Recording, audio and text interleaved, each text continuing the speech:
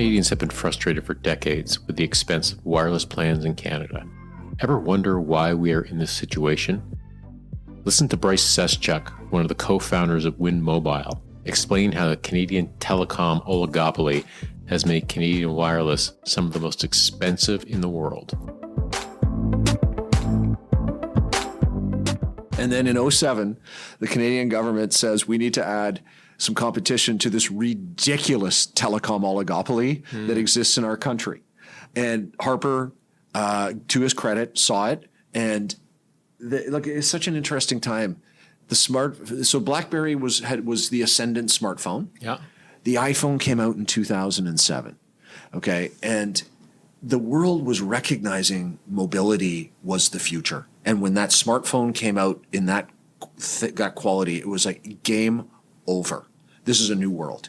And Rogers, Telus, and Bell, highest bill prices in the developed world, highest profit margins, lowest penetration of wireless in the developed world. You'll remember this. You fear to go to the United States and turn your phone on because of the $2,000 roaming bill, right? All of that. So the Canadian government said we need to.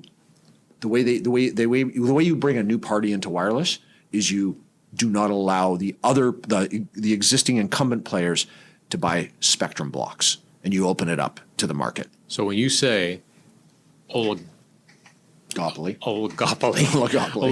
I'm hearing monopoly, oligarchs. Yeah. So a small number of companies that are dominating a market. That's right. Is that what this means? Monopoly one. Yeah. Oligopoly a few. Oligopoly a few. Okay. So the Canadian telecom market dominated by a few. Yeah. Rogers, Telus, Bell were the wireless market with a couple of little regionals in their own provinces. Right. That was the market. And they were running the perfect oligopoly racket. Like sometimes 3-player markets can be quite competitive. They were the masters of managing this. Is this common in a highly regulated industry like telecom to have these sort of situations? There's definitely risk of it. Canada was an extreme. And part of the reason it was an extreme is because if you go province by province geographically, it was actually mostly duopolies. And so there was actually only 2 of them competing. Oh, okay. There's a whole narrative around this situation. These guys were particularly good at managing this. There are markets where 3 will just beat each other up, and then, or maybe a 4th gets added and they These guys they had a playbook, the likes we've never seen before.